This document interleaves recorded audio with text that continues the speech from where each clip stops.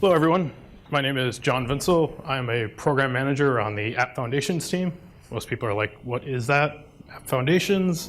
Do you guys do cement or something? Well, actually, we're the foundation of the app platform for Windows.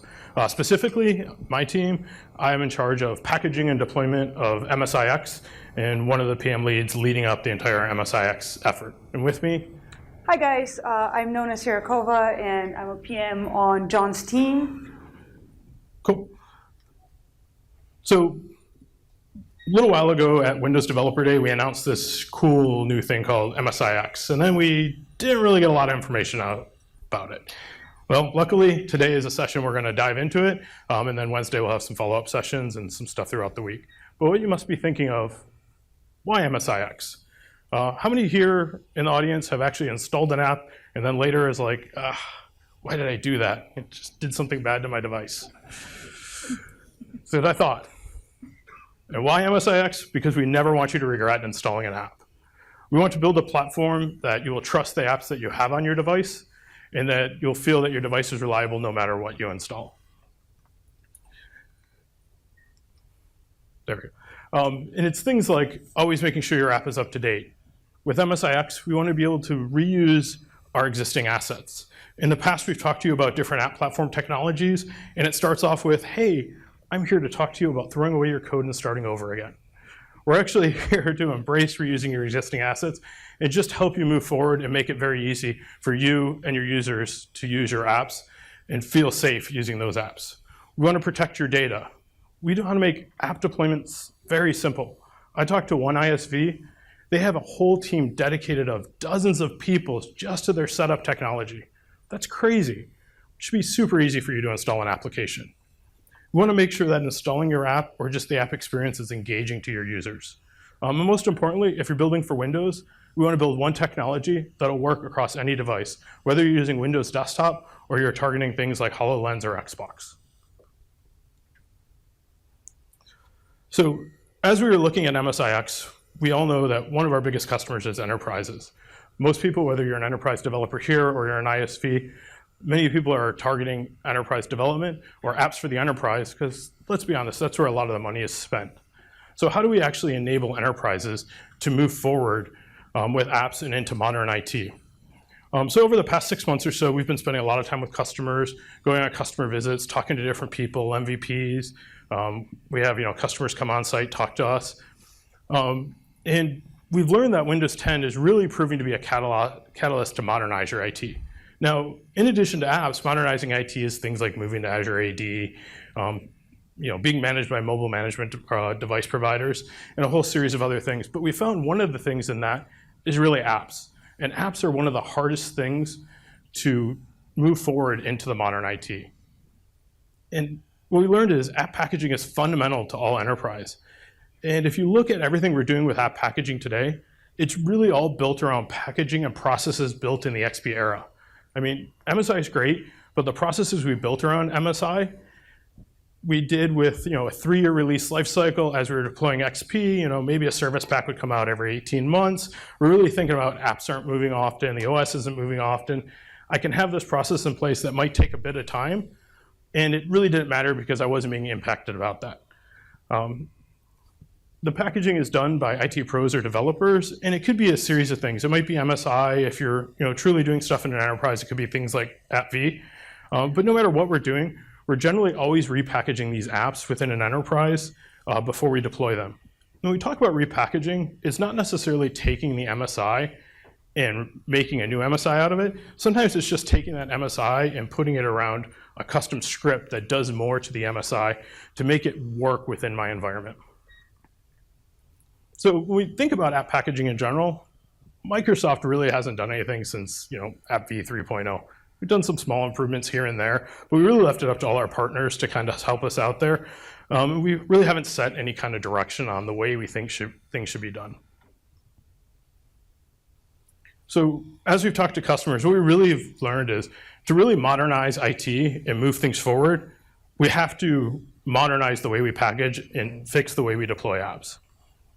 And we really have to break this chain of repackaging apps and just simplify things. Again, if you're spending all your time packaging and repackaging and doing things with apps, instead of investing your time in other parts of IT or other parts of management, you're not getting the best out of your IT and you're not really able to modernize. So let's just take a second and kind of look at the lifecycle that we have today. So how many of the people in the audience are a developer? Okay, makes sense, it's Bill, a ton of people. How many people identify as IT pro out here?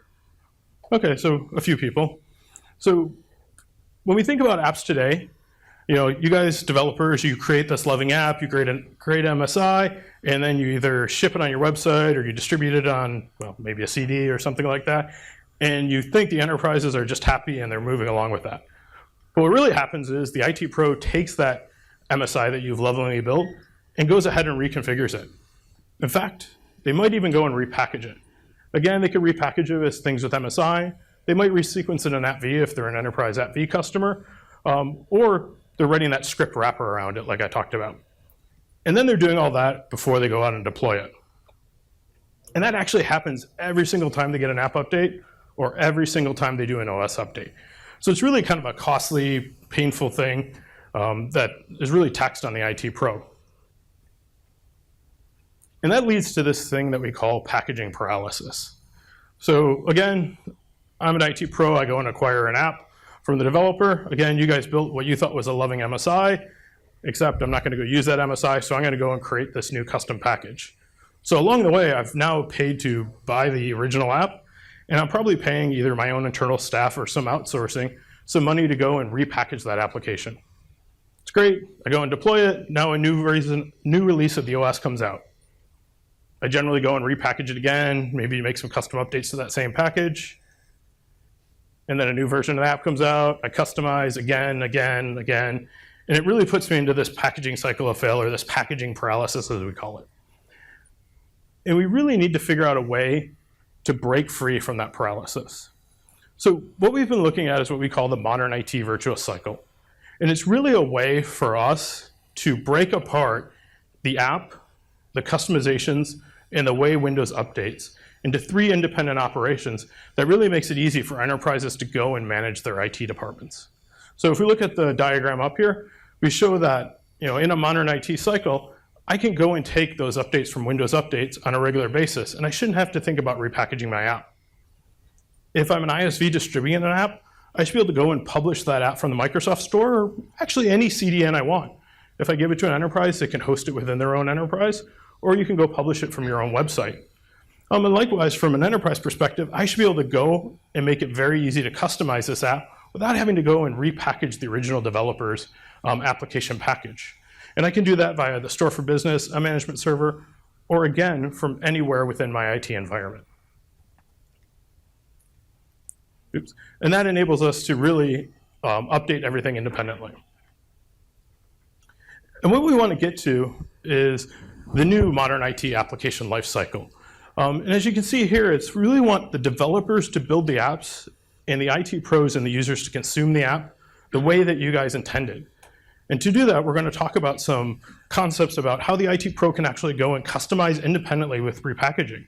So in the diagram here, you'll notice that from the developer aspect, the lovely installer that you guys go build, the IT pro should just be able to use that. Now we know in a few cases, they might have to go repackage.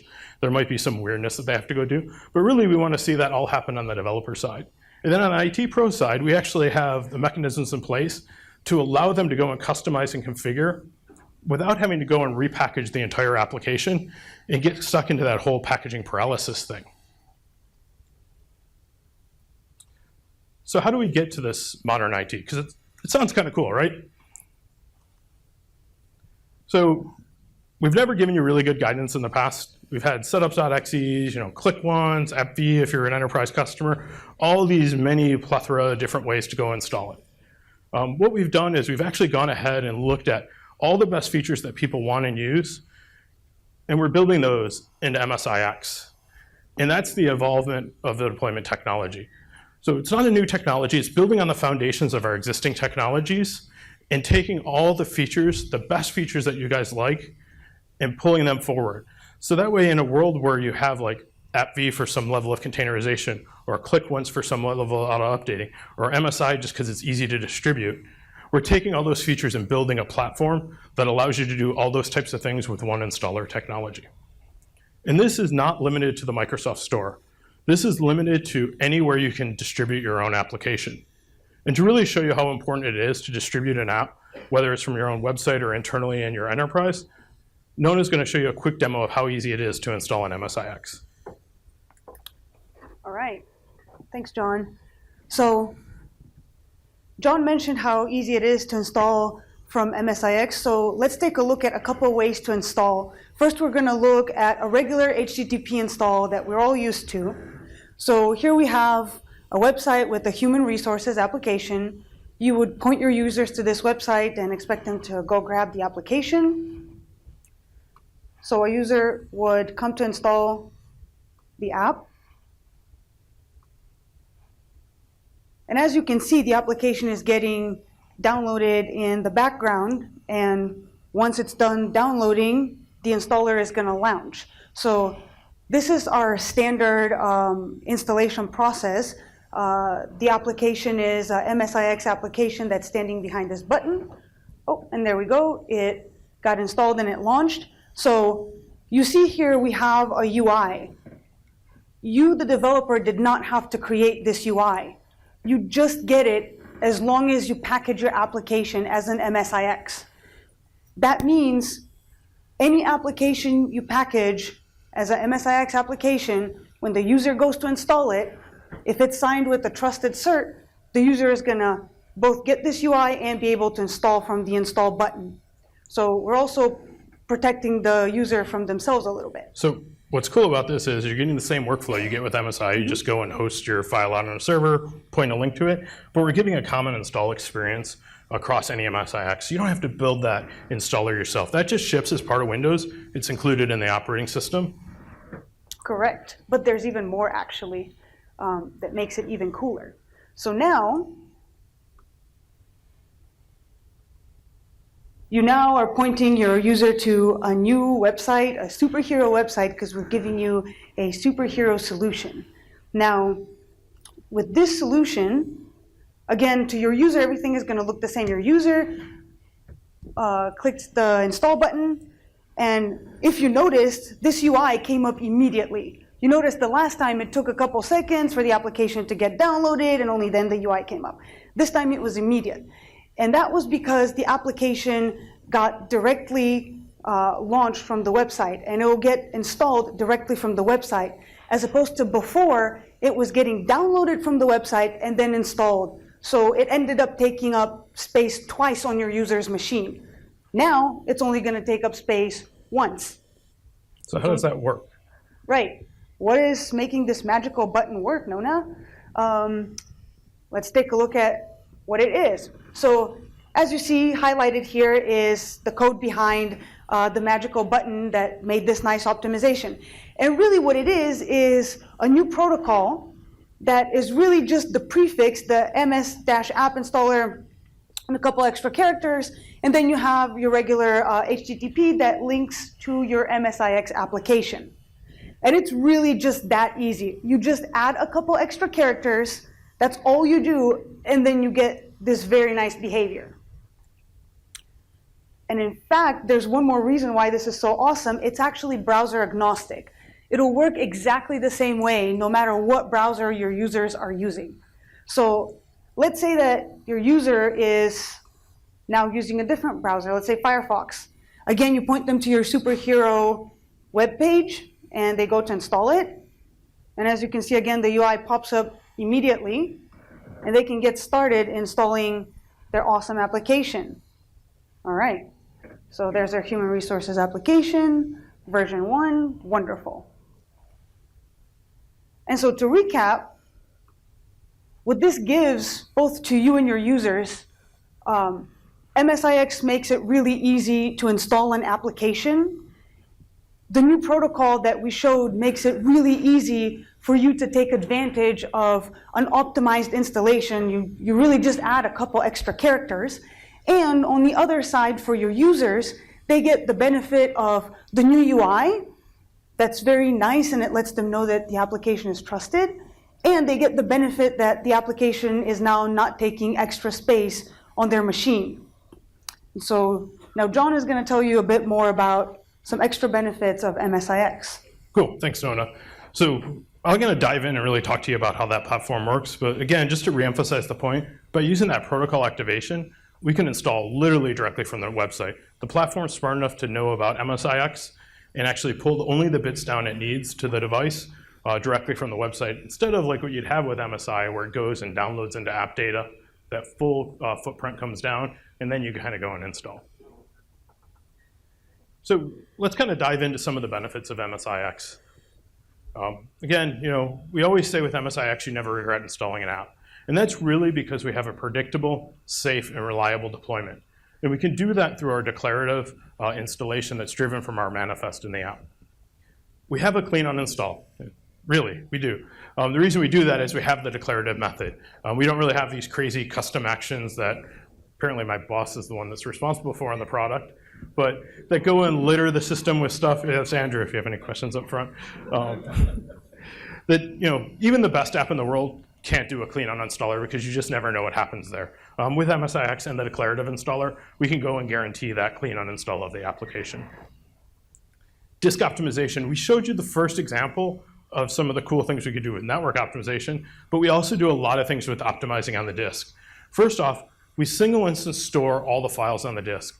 Because we're declarative and we're actually driven from what we call a block map, which is a hash of all the files, we know all the files that are on the disk. So if you're a developer and you're building multiple applications, and maybe you're sharing a common DLL across all those applications, we will install that DLL once, and then any subsequent app that needs that, we will just link to that DLL.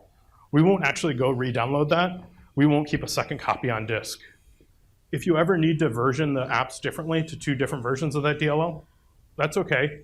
We can go and unlink those and give you the correct version to that. And you don't have to do anything as a developer for that.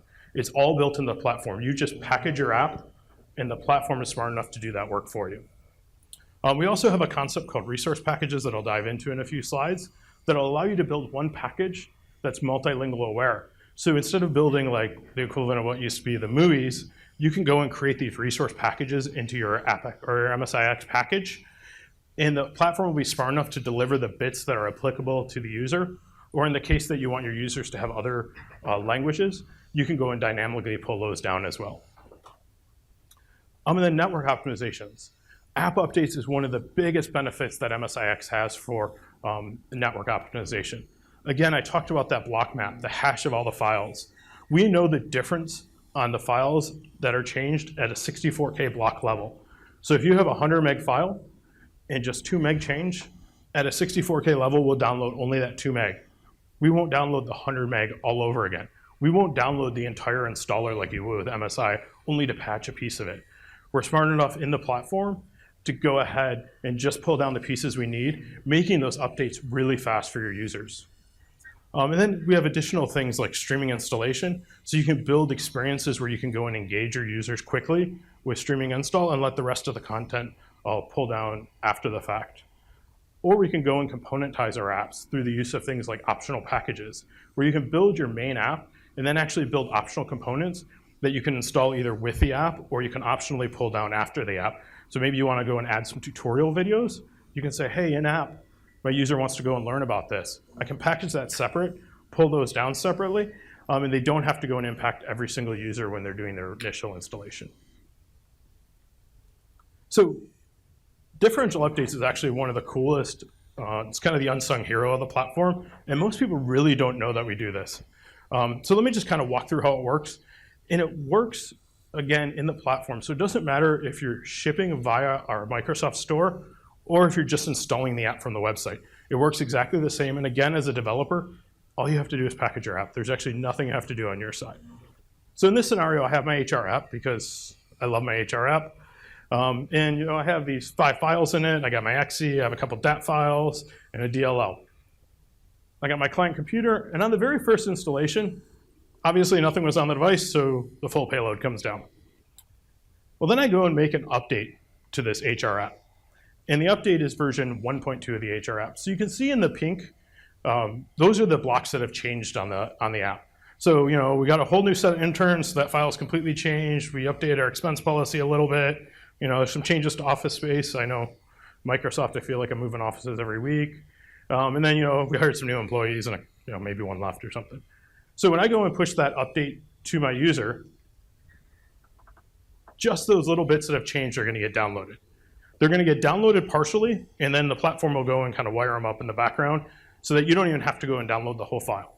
Again, the platform is keeping inventory of these apps. We're leveraging our block map to know which files have changed and what blocks have changed.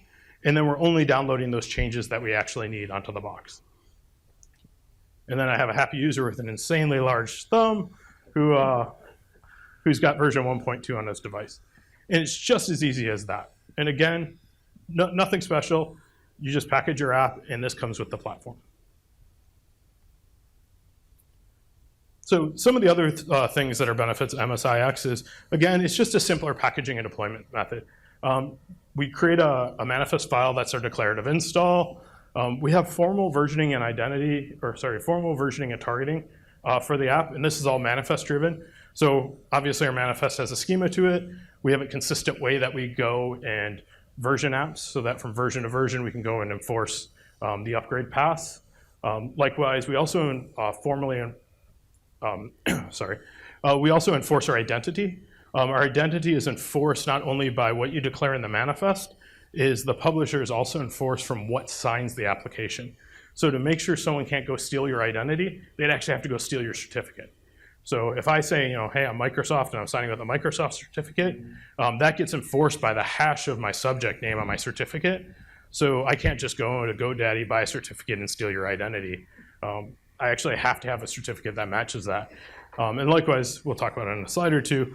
The platform enforces signing, so you actually have to be trusted on the device to install it. So the formal versioning and identity is kind of a great thing that the platform enforces, and you don't have to do anything, again, as a developer to take advantage of that. It's just part of the OS. The platform's managed by the OS entirely. We do the whole lifecycle management. We manage the installations. We manage the updates. And again, there's that clean uninstall.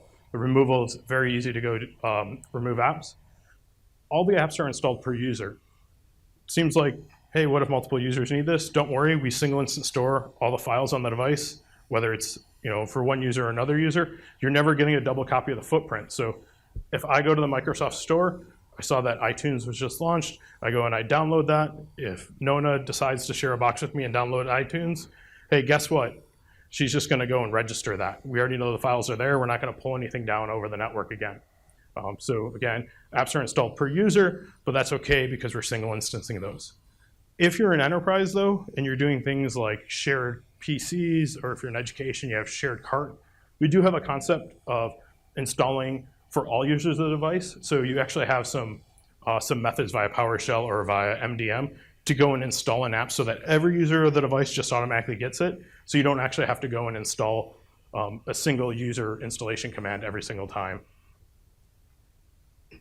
Windows provides integrity to the app. I talked a little bit about this. Again, we make sure that your app is signed by a trusted authority on the device. So we make sure that the signature of your app links up to the trusted root authority. If it's not, we're going to go fail installation. We have policies that, as an enterprise, you can go limit which signing certificates can be used. Likewise, we also offer tamper protection in the OS. So if at any point that the app has been changed or altered, we go and reference that block map I talked about a little bit. And we go and we say, hey, have any of these hashes of the files changed on disks? Has anything been tampered? If the app is ever determined to be tampered, we put it into a concept we call remediation, and we prevent the user from launching that app until it's been repaired to the original state. So really preventing any kind of malware from getting on your system, tampering different files. It's interesting because a lot of people are like, hey, this is great and all, but I'm not sure I really have a problem. Well, we were talking to some customers not too long ago, and they weren't signing code. And they installed their original app, and everything was great. And then they went and installed an update. And some malware got into the update. And the update actually injected bad data. That data replicated through their entire enterprise. It basically took down the system for about 3 weeks while they went and mitigated it. If they actually had code signing in place in a way to verify the integrity of their app, that would have never happened. So again, giving you a lot of trust in the platform, to really keep your users and your enterprises safe. So let's really talk about the MSIX file and kind of go and deconstruct it. So one of the coolest things about the MSIX file is everything you need is within the file. It's kind of self-portable. It just installs on its own. You don't have to take multiple files apart. It's consisted of the package payload, which is all the files you guys make as the developer. And then when you package, we put these footprint files in place. What is that? Oh, it's cool morph. Hey, thanks, Andrew. Teach me about morph. And that package payload, again, is your application file. And then from the footprint files, we have what we call our manifest. And that's really all the information about the installation identity of your app. That app block map, which is signed, and that's the hash of all the files, and that helps us ensure integrity and prevent tampering on the OS. And the app signature and the code integrity. So again, the declarative install, it links up to the manifest file. We verify the app signature to make sure it's trusted on the device. We ensure tamper protection via the block map and the signature. And then using all these tools, we actually know how to go and install, update, and easily remove. Again, by keeping inventory of the files on disk, it's very easy for us to know exactly what to clean up. We have the protected app data folder. We know when the app is uninstalled, the data to go clean up there. And really ensuring that clean uninstall for you. We also have another concept that I briefly touched on earlier, the MSIX bundle. And this is something that's easy to make through Visual Studio as you're building your app out. And this allows you to either A, produce multiple architectures within the same file, and also take advantage of either language packs or multi-scale resources. So maybe you're building, with all these new high-res laptops where you're still building for some older laptops, you can build multiple scales, and you can put those scale packs into your MSIX bundle. And when I go and install it on something like a nice high DPI Surface Pro, I'm going to pull down all those rich assets. I have this really old device at home. It's only running 1080p. I don't need all those rich assets, so I don't need to fill up all my disk space with assets I'm not going to use. So the deployment platform will know that and only pull down the lower scale assets that I need for that. And this is something you can do as a developer through Visual Studio at packaging time. And then again, whether you're hosting it on your website or offering it through the store, the platform will be intelligent enough to know the pieces to pull down and give the best experience for your users. Which leads us to app updating. So we know it's really important to make sure that we have a great updating mechanism for our apps in general. We know the Microsoft Store has a great update mechanism using Windows Update. But what does it really mean for us when we're updating outside of the store? Thanks, John. So we've talked to a lot of you guys about the way that you want updates to run, and we listened to what you had to say, and we incorporated your feedback. A lot of what we heard from you was that you wanted to focus on new features on your application, not configuring updates, figuring out how to make the updates, figuring out how to create the UI, how to surface those updates to your users. So we heard all that. We heard about those problems. We considered it. We thought about it. We went back to our lab. And again, we gave you a superhero solution. We made it very easy to configure your updates and very easy to move them to your users. In fact, your users don't even have to be aware necessarily. And let's take a look at what that looks like. Once again, switching to a demo. All right, so again, you have your website, and you share your website with your users, and you want them to download your human resources application.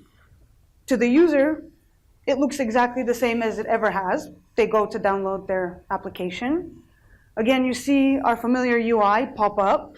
By this point, users are very familiar with it, so they know what to do, they know how to install. The user goes and installs. So what's different about this than the last demo you just showed me? Right. So it looks like I just installed the same application, right? Well, behind the button, let's take a look. So this is our button again. And again, I have my browser agnostic protocol, the MS-app installer. But this time, if you see, I've linked not to my MSIX application, but to this hr.app installer. So what is this .app installer? Well, this .app installer is really the config file that lets you specify how your application is going to be updated if and when you decide to update it. So let's take a look at what that file really looks like. I have it pulled up here. This is it, y'all. Like 21 lines of XML. I mean, not even 21, because a bunch of those are blank lines. But basically, what it contains is a link to the location of the actual config file, a link to the version of the config file, and then a link to the location of our MSIX application, as well as the version of our MSIX application. And finally, the final element are update settings. So I spoke to a bunch of you guys before the presentation, and I mentioned that there are different kinds of updates. For the purposes of the demo here, I will show the on-launch updates, which basically check for an update when the user launches the application. So I have my on-launch updates. And as I said, I've installed the application. The user can go ahead and use it. But let's say that now you find out that there's an update to the app. And now you want to push that update to your users. What do? It's really super easy.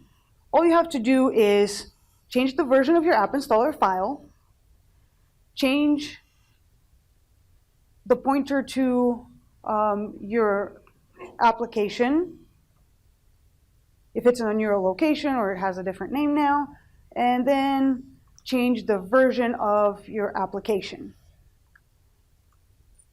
And that's it? That's it. It's just those 3 lines. I press save. It syncs to the back end of my website. And then for the user really, first of all, doesn't have to be aware of any of this. They don't have to be technical. They just keep using their application like they normally would. So here's the beauty of the whole thing. So as a user, I go and I launch my application. And as you saw, it immediately launched. It didn't block me. It didn't do anything to interfere with my workflow. So I'm ready to manage my employees or my interns or whatever I need to do. But now on the back end, we've figured out that there's updates and we're pulling them down so that the next time that the user launches their application, they're going to get the shiny new updates. And let's take a look at what that looks like. Boom, there's my version 2 of my application, right? And it's blue. It's so much nicer. Right, yeah. We have the office space information for when we move and stuff, yeah. And the beauty of it is really on the user side, the user doesn't have to really be technical or understand anything new. Things just work for them. On the developer side, you can very easily push those updates and you don't have to deal with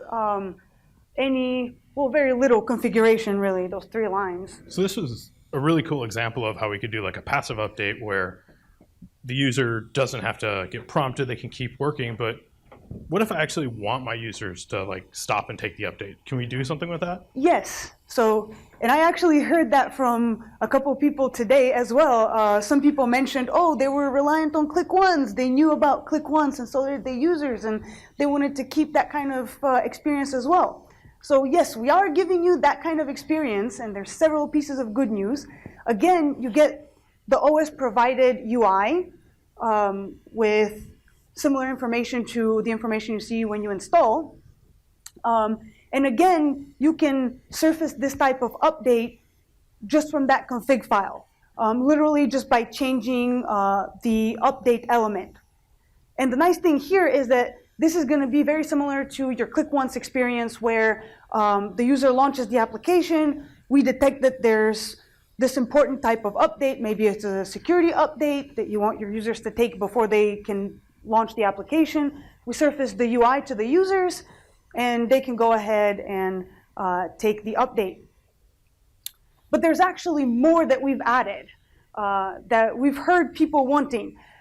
We know that some of you guys have users that rarely launch their applications, but you still want your users to be up to date, right? So you want to be able to push the applications independently of the user launching their application. And so we've added that kind of an update as well, where the update will happen periodically regardless of whether the user has launched their application. And there's actually still more, because we know that you have users that run their applications for a very long time, and you definitely don't want to leave those folks out. So we're giving you an API that allows you to check while the application is running if there's an update. And if there is, then you can choose how you want to surface that information to your users, and then you can deliver the update to them. Get it? With the truck, deliver? Nice. Ha ha ha. All right. And then for the user prompted updates and the API check, those will be coming in the future release of Windows. But the silent updates and what we demoed today is actually available in the 1803 update of Windows, right? Correct. Cool. So that was a lot of good stuff about deployment. But one of the next things that we want to talk about is just containers and containerization. So if we think about MSIX, we think about containers. Naturally, the two kind of go together, and we just talk about the MSIX container. So this is what I like to call, I say I, but I stole this from somebody, what I like to call the container continuum. We look at today, you have the typical 132 app. It can interact with the kernel, NT-user, GDI. Some goodness and some badness to that. How do we want to go if we want to contain and protect our users? So we can go one really extreme way, and we could do something similar to what Edge has done with like Windows Defender Application Guard, and we can actually put everything into its own private VM, and the app is completely isolated from the OS entirely. Now, it actually makes sense in some situations. The downside to that is if you try to do that for every app, it's about a 2 gig overhead per app. So for certain situations, it's great for browsing of the web and secure workstations. This totally makes sense. If you just want to run the HR app that I lovingly like to demo, it probably doesn't make sense for that. So what are the other types of things we can go do when we think about containerization in MSIX? So we introduced the desktop bridge container a couple of releases ago, and what that does is it brings file system and registry filters to the app. And when you run your app, you're still running that full trust app, but it's protected by file system and registry. So it's not able to go in, change the registry of other apps. It's not allowed to change files on other apps. It's running within its own desktop bridge app container. And then when we introduced UWP way back in Windows 10, we actually had the more restricted UWP app container, which is actually really good.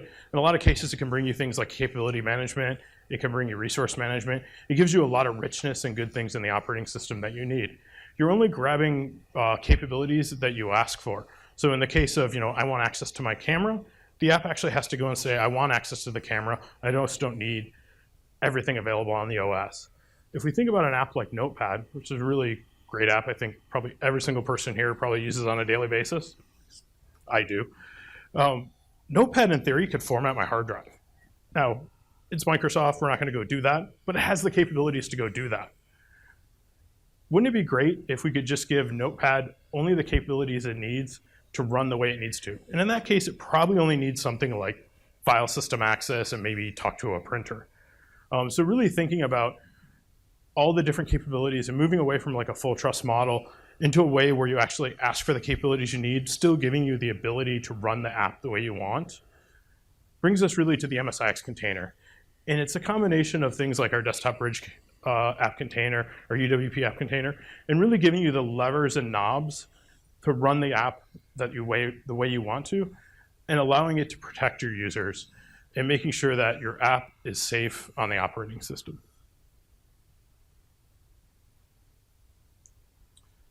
So one of the other things I had talked about earlier is, we talked about OS updating from the store, or the OS updating from Windows updating, apps updating from the store, and then I talked about this concept of modifications or customizations. And it's something we really want to start looking at as how can we start from an IT pro perspective, decouple the update cycle and really make it so that you guys as developers can get the latest version of your app out and not have IT slowing it down or IT feel they need to do a bunch of work every time an app comes out. So how do we really keep the code flowing? And how do we allow you guys to push the app updates that you need to your customers? And what this really comes to is customization via the Modification MSIX package. So when we think about this is, we have our user here, and I bet you anything she's going to go and install an HR app. Oh, look at that. So we go and we have our HR app version 1, and we've deployed the package to the device. Now when that user launches the app, it launches the app in the MSIX container. And it's running just the way that you, the developer, intended it to run. But as a developer, you might say, hey, there's things you can go change, like maybe the DocuSign signature. Maybe you can go put branding on an app where it says, hey, it's the Contoso HR app, and it doesn't take the default developer name. Or other customizations that you might allow. It could even be something like a plugin. You look at things like Office, I can go and install, we have this one internally called Find Time, and it's a great little plugin that I can look at everyone's calendar, and it gives me the best available time for a meeting. So I take that modification package and I deploy it down to the box.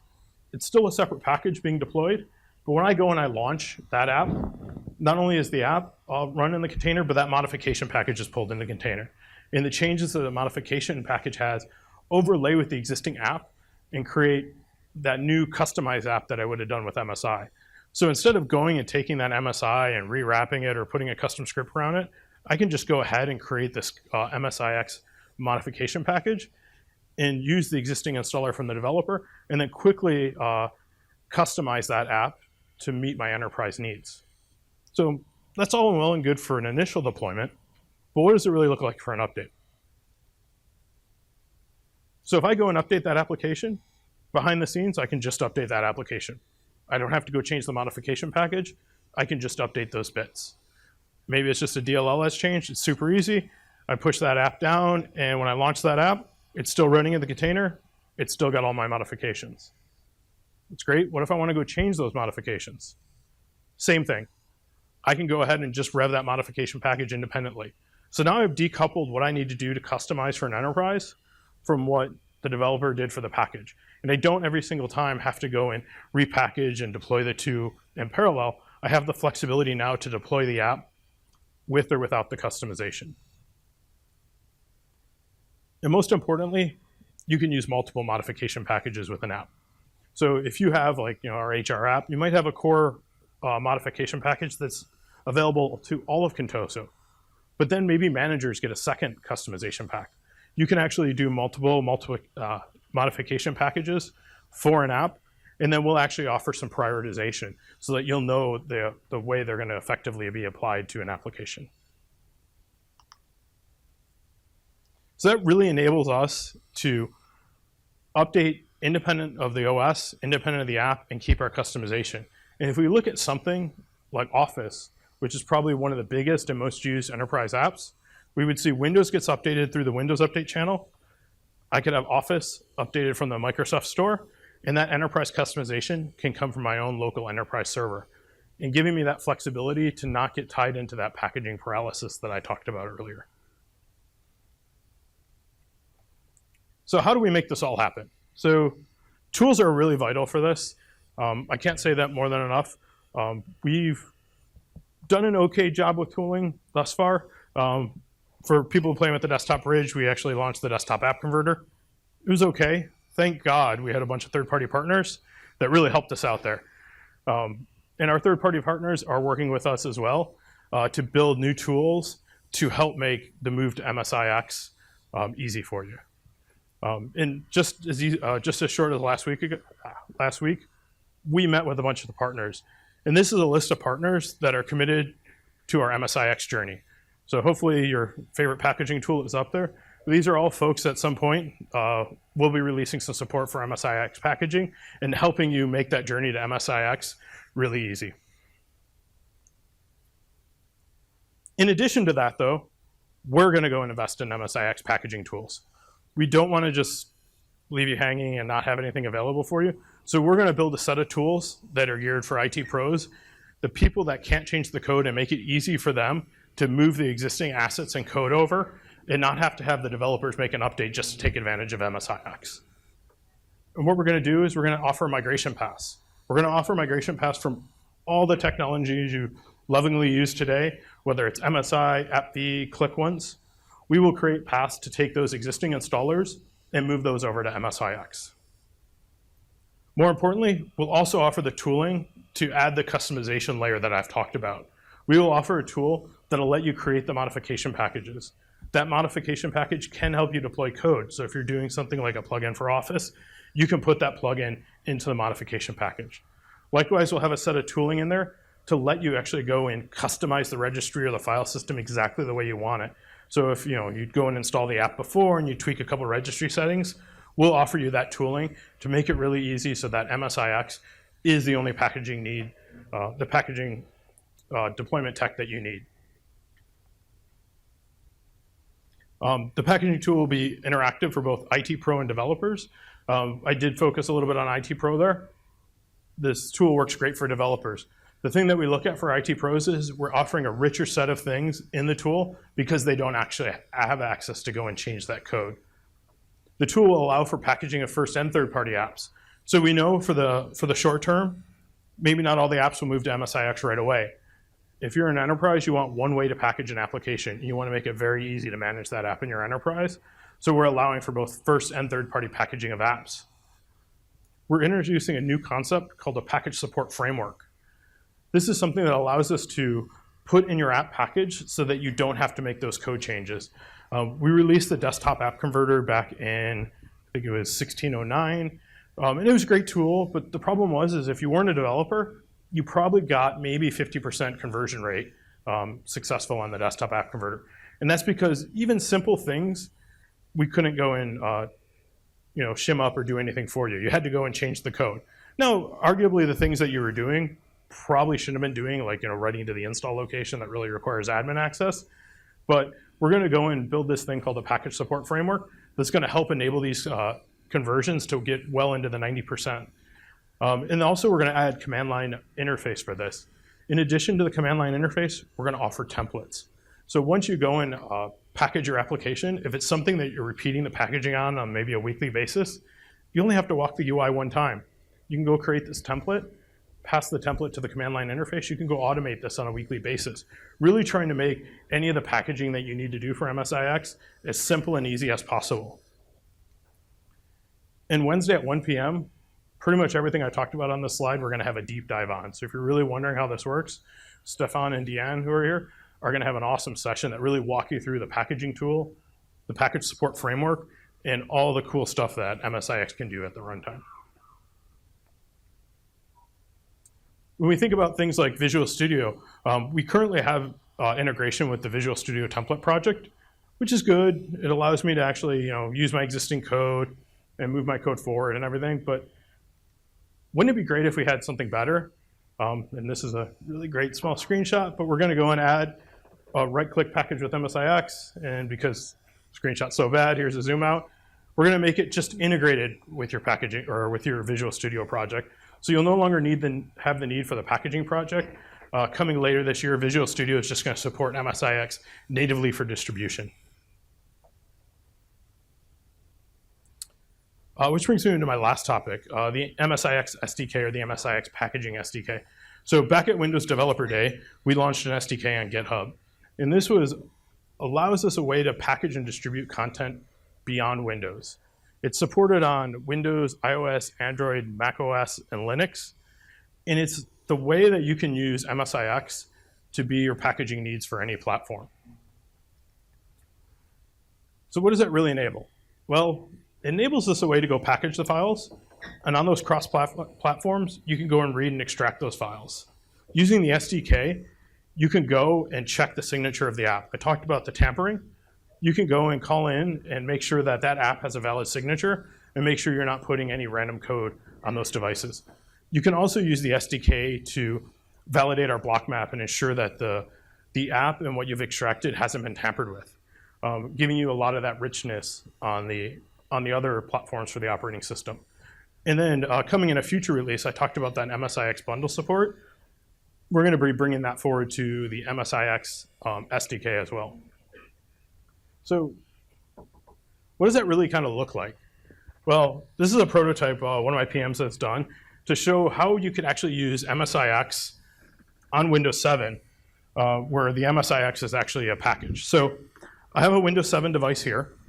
In this folder, I just have an XE, a couple DLLs, and a couple MSIX packages. And what we've done is we've taken the MSIX from Nona's demo, and we're going to just extract it and deploy it to this device. So Let's run my installer, dash package, and then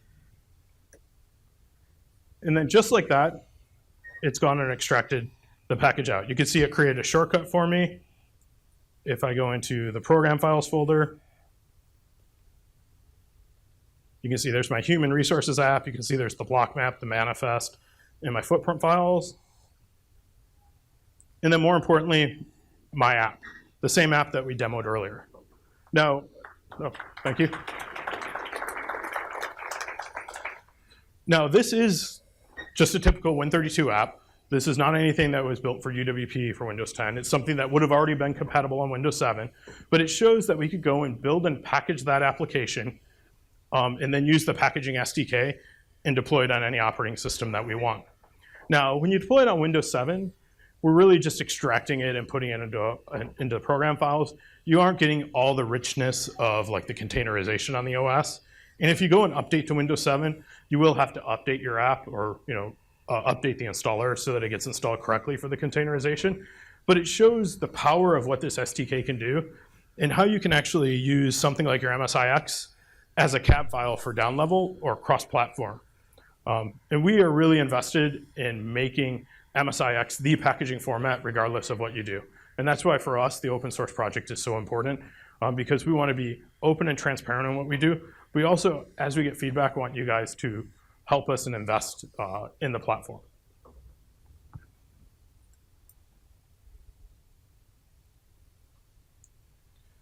So kind of closing out, MSIX is the deployment technology moving forward. Now, I always get questions about, okay, so I'm deploying app V, I should just stop right now. No, if you're deploying app V, you're just ahead of the game. Don't worry, keep deploying app V. When all your clients get up to 1809 or whatever we'll call the next release, you can easily migrate over to MSIX. Our tools will help you migrate those packages. If you're going down that path, keep doing it. I get questions like, so is MSIX or MSI going to get deprecated? Of course not. We're not going to go deprecate MSI yet. Hopefully soon, but not yet. So I mean, it's still there. But we really do want to say, this is the technology. This is where we're investing all our time and energy in. And unlike some of the past deployment technologies, we've really stopped, listened, and learned. And we are trying to take the best feature sets from all our technologies and give you one complete set of technologies that you can use to meet your needs. And most importantly, distribute wherever you want. We don't want you to be only regulated to our Microsoft store. We want to make it easy for you to use it across any content distribution network that you want. Now, if you distribute via our store, you get cool things like 10S and things like that. We host the content. There's lots of greatness. But we don't want to feel that it's restricted there. So we give lots of flexibility in the platform to meet your needs as a developer, for your end users, and for your customers. So it's great. How do I get started now? Well, we already have this thing called the Desktop Bridge. The Desktop Bridge is a great place to get started. If you can migrate your app via the Desktop Bridge, I give you 100% guarantee you're compatible with MSIX. You're already ahead of the curve. If you have problems with the Desktop Bridge, don't worry. Stefan's going to talk about it on Wednesday at the end. We're going to offer things like the package support framework to help you get over to MSIX and make it seamless when you convert your installer. But if you want to get started today, the Desktop Bridge has a ton of great content, and you can start there. Also, here's some great resources for you. Again, the Desktop Bridge. Most importantly, today, we launched the MSIX tech community. For anyone that already knows about the Microsoft tech communities, they're kind of a replacement for our old TechNet and MSDN forums.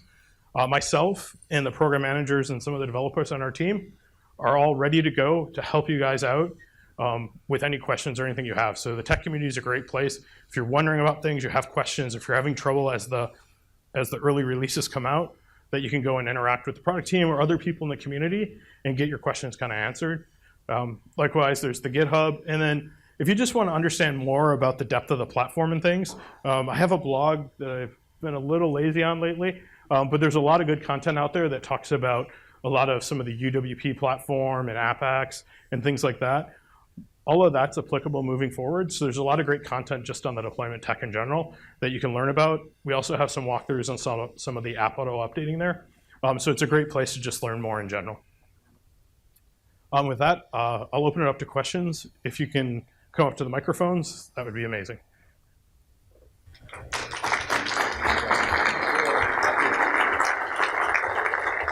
You only referred to UI application. What about NT services? Okay, NT services. So we are looking at NT services. It's probably about a release or so out before we bring NT services over. And more than likely, they'll be restricted to just enterprises running the NT services. But that's definitely on our roadmap and something we're interested in pulling forward because we want to bring almost all the apps forward to MSIX. Yeah, hi. So I'm pretty new to this. So help me understand is, does MSIX basically give you the capability to deploy a UWP app similar to how Click Once could deploy like WinForms kind of stuff? Yeah, so it gives you the ability to deploy not just UWP, but you can deploy Win32 apps as well, packaged as MSIX, with the parity that things like Click Once had. Okay. So if you had, say, HoloLenses that you want to be able to install some apps on that are far away and you want to sideload apps, does MSIX give you the capability to install on those HoloLenses through an installer? Yeah, so for HoloLens, if you're using, and I forget what version the HoloLens is on off the top of my head, if you're using one of the platforms that supports auto-updating, if you go and install with that .app installer file, natively in the platform, we'll go and do the auto-updating features as Nona described. Okay. Thank you. All right, I had two questions. So one of them was, is the update settings and like background scheduled updates available to UWP apps as well? Like, is that just part of the platform now? Yeah, so they're all available. So when we talk about MSIX, it's anything in the package format. So if you're using UWP, you get it for free. You also get all the coolness of the capabilities and resources. And if you've taken your Win32 app, which is mostly limited to desktop, and you package it as MSIX, you also get advantage of that. Okay, thank you. The second question was, is there any ability to take over the initial UI, or do you have to use the SDK for that? To take over our app installer UI? Yeah, because it's like the experience our existing customers have is they go to the website, they click a thing, and there's an experience that's been built around it. Can you still take advantage of the MSIX packaging format for initial install with using your own UI, basically? Right now, we're the only registered extension handler of MSIX, but okay. I'd love to chat a little bit more offline about that. Sure. Figure that out. Thanks. Cool. Hey, so we have an installer that does a whole bunch of things to the system. It installs a service that writes a bunch of registry keys to a local machine. It runs a third-party app that then installs a driver. It installs a shell extension. You know, all these things that are really, really invasive. Fox.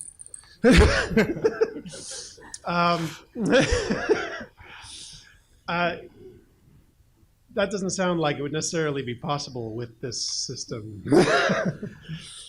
As you described it, no, it's not possible, okay. But we are looking at things to enable your type of scenario, and it's a range of things. Shell extensions some are available, some are coming. It's a tricky one because you have to essentially have it either Explorer has to reload it or you have to kill Explorer and restart it, which the restart manager doesn't always reliably do. But right. There are lots of little fine niggly things that we do, and we have a lot of custom actions to do a lot of these things, which are necessary for even MSI.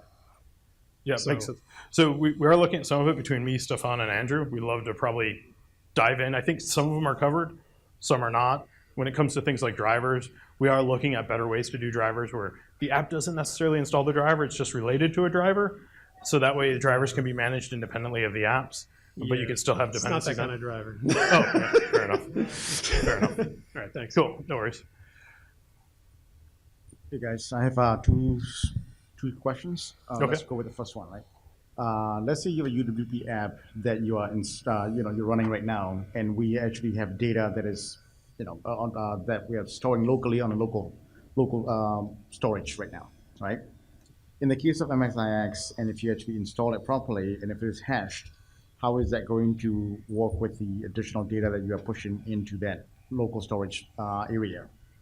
So you have a UWP today? Yeah. And you're pushing the data into app data? Yeah. Oh, it works the same way. Okay. Yeah, so it all So it's stay all in app data. seamless, everything stays the same. Yeah. Right, that's good. The other question I have is things like .NET side by side. What happened on cases like that when you have actually app that will consume two different .NET frameworks? Two different .NET frameworks. Or ability to switch back and forth as needed. So one app that or one app Depending on who's running it, right? You might be able to use either .NET Core X or .NET 4 point something. It will be one singular package. Today we would have the two separate packages, but I'd love to take care of that. Okay, we can take it offline.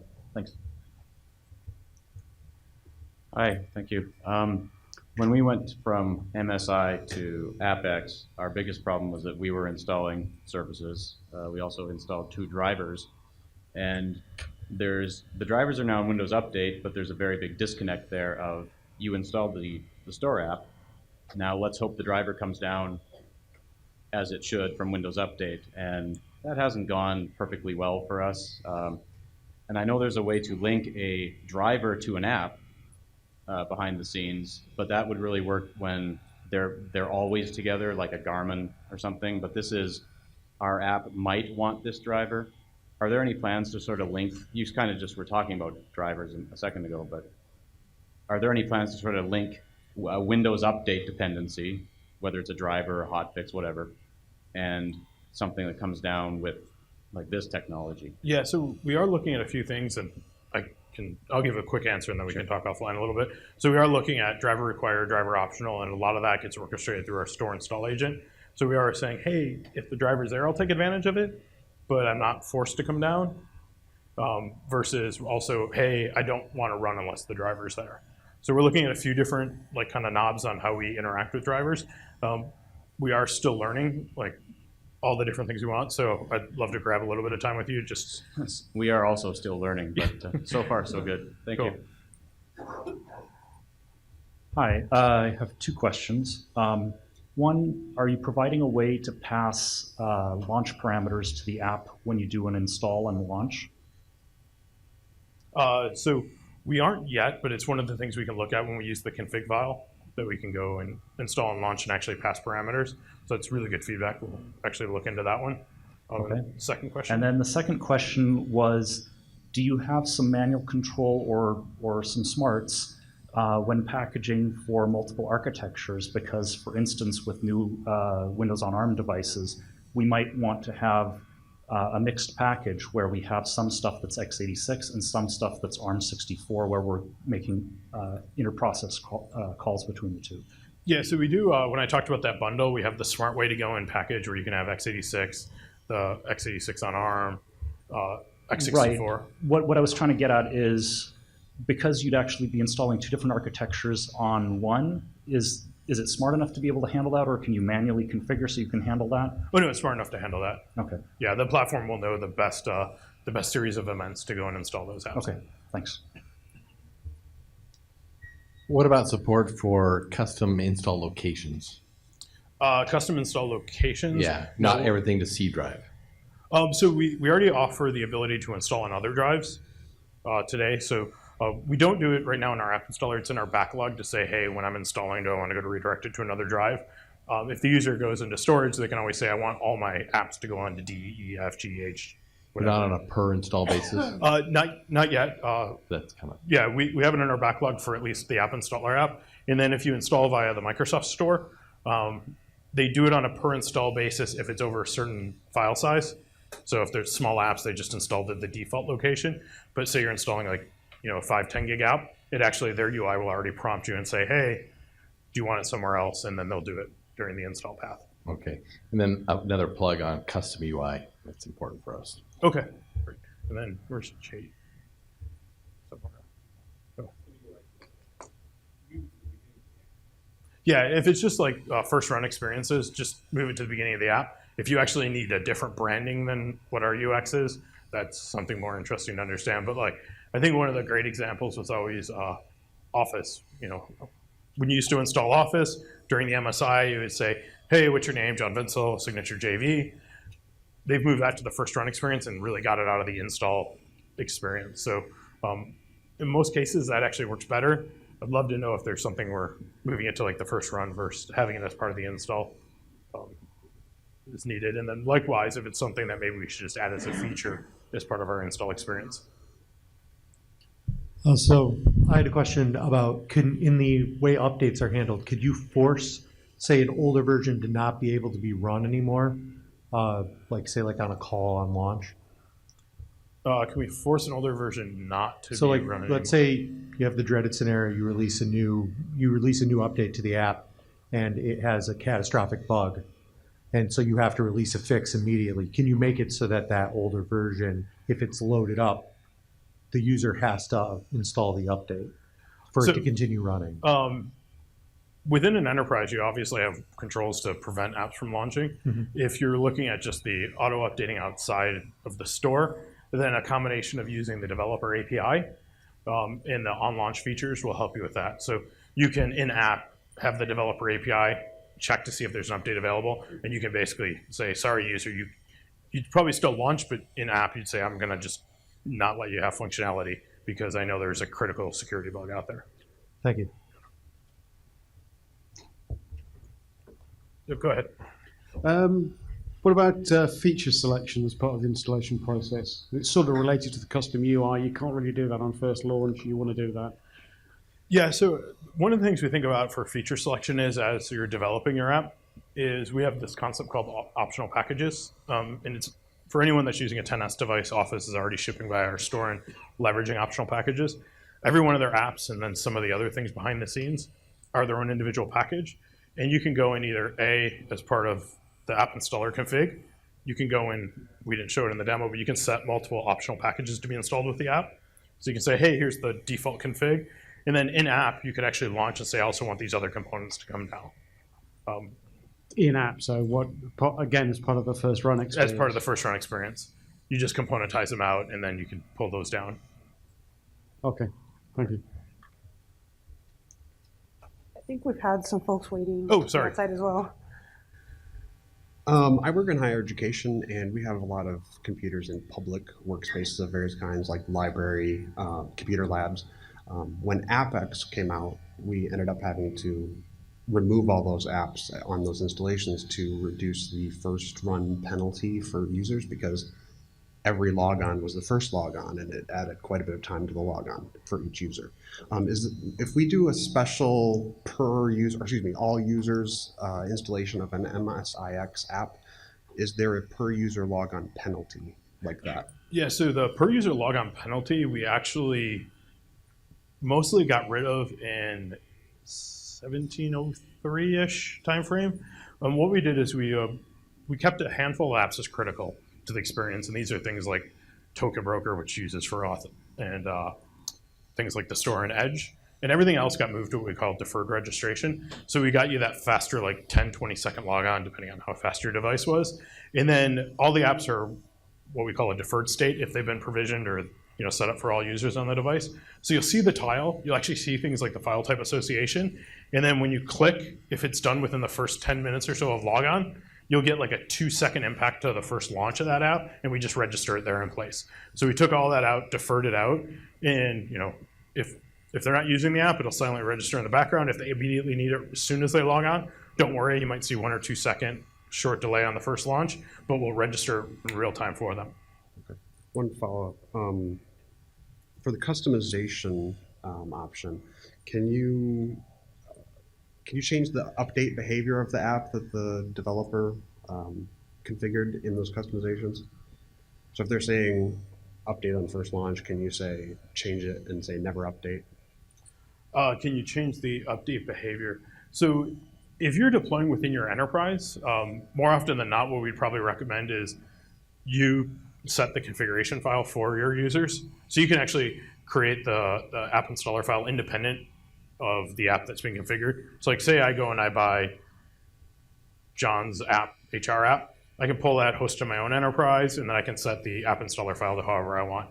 So the beauty about the app installer file is it's not built into the package specifically. So one, you can easily update it without having to repackage. And then two, if you're hosting it in different environments, you can go and create custom experiences for those environments. Great, thank you. Here and then there. Hi, thanks for going into the details. It's actually pretty helpful. I was curious, are you planning on releasing the tools in a way that they could be used on a different platform, say cross-building these packages on Linux or something? I don't think so, but maybe. It's a good question. It'll be interesting, at least from a packaging perspective. The main tool that orchestrates the packaging, if you're calling out to a remote VM, it makes total sense if you can use it on Linux. Right. The actual thing doing the capture has to be Windows because the app's intended for Windows and we have to listen through. But it's interesting feedback we can talk about. One of the things is we're not 100% sure on what our release mechanism is going to be for it. So one of the things we had talked about was potentially even open sourcing the packaging tool. Not sure if we'll do it or not. We still need to figure that out. If we ever did something like that, you could actually go and make it a cross-plat type thing. But we love the feedback. The guys in the front love to chat with you a little more on that. All right, thanks. They're working on it. Cool. Oh, yeah. That one? Cool. Question, what's the maximum permissions that a sampling package as an MSIX can run? Do I have still the ability to effectively run as admin? And do I have the ability to make that a mandatory option? Yeah, so you do have the option to still run full trust and run as admin. Mm-hmm. And if you're in an enterprise, we're actually going to enable the feature to auto-elevate the packages. So we don't have that today, but for enterprises in the next release, 1809 or whatever, we'll have auto-elevate as well. Will the packages have access to all file systems as an opt-in ability at least? If I want the application to have complete access to the file system, but I want it to be opt-in effectively, I'm the admin, I know this package, I want it to have full access, maybe not by default, but something like that, or will it still be containerized and deal with the registry? So you can elevate and then you have to... Then it's no longer containerized. You have the full access to the file system, just like running with Okay. One more question. Configurations during install times. You said that they could be potentially deployed as a secondary packages, secondary sets of data. So if I want to modify the configs that are coming down for this particular user, what would be the suggested way of doing it? That would be the modification packages. Mm-hmm. If you want to do it on a per user basis, or if the user wanted to actually set their own configs, you could do it in the first run. It should be automated. I know who the user is based on a client certificate, whatever, doesn't matter, and I want to make all the decisions for him. Yeah, absolutely. So, the common example I use is I have an HR department and a finance department. Mm-hmm. I can push 2 different modification packages to each department, and it gets set up, the app, the way they need it. Mm-hmm. Okay, thank you. Do you support non-elevated installation? Oh, yes, we do support non-elevated installation. You actually don't need to be admin to install an MSIX. It's just if it needs admin privileges, it'll prompt you. And another question, do you support concurrent different version installations? For instance, I have my main app, which is released, and then I have another line, which is like a beta version. And do you support installing it twice to different locations, maybe? We don't today actually support dual concurrent releases. Mm-hmm. We are looking at doing something like that strictly for the development mode. So when you're in VS and you hit F5, it doesn't actually install it, it just registers in place. And we're looking at the ability to potentially, if you're developing, register and then keep the main version of the app. There's a few constraints there like app data and make sure things like that don't get corrupted. But for typical end users, we don't support any kind of side-by-side. Now, this question comes up a little bit for, hey, I have a big major version coming out and I want to have side-by-sides for that. In a lot of those cases, generally you want to sell that differently as well. So we usually encourage creating a new family identity, and then you can create 2 lineages and those can be side-by-side. So like, I always use TurboTax as the example. I sell a 16 and a 17, but they're just 2 different identities, and they can be side-by-side that way. Thank you. And those identities are changed in the manifest file, correct? Yeah, they're changed by the name in the manifest. Mm-hmm. One last question.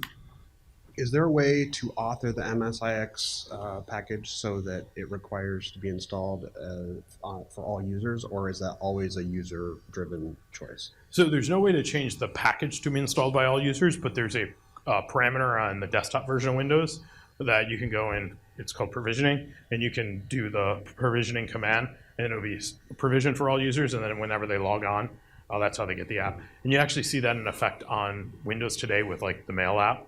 It's what we call a provision or an all-user install. and every user that logs in gets that registered to them. Is that a setting you're saying in Windows for all MSIX apps, or is that at the time of provisioning? It's at the time of installation. Okay. So when you go and install it, you say, I want to install it for all users, and then it'll be provisioned and set up in such a way that the next time the user logs on, they'll get that app registered to them. Okay, thanks.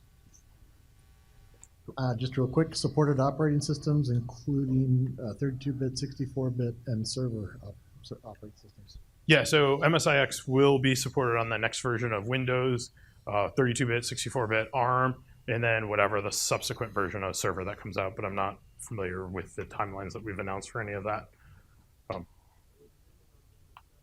So the demo I did off Windows 7 was taking an MSIX that we had built for the next version of Windows 10, leveraging the packaging SDK to extract and read the files. So it wasn't truly doing a deployment. It was taking that cross-plat SDK from GitHub and then building my own XE to kind of extract that and make a shortcut to the files on Windows 7. Have any of the updating abilities? That's correct. Windows 7 it'll really just be whatever your XE does for it. So it won't have any of the auto updating. It won't have the containerization. It's not a guaranteed clean uninstall. So most of the benefits you get from MSIX won't be there. What it just allows you to do is if you want to take your MSIX you built for Windows 10 and essentially just treat it like a cab file down level, you can do that, and then you don't have to repackage twice. Will there be APIs in that SDK for if there's a new version available, then we can handle our own download and install? There's not yet, but that sounds pretty good. We should see what we can do for that. We just launched V1, so we're still looking at the backlog to go build on that. Cool. Thank you, everyone. Thanks, folks.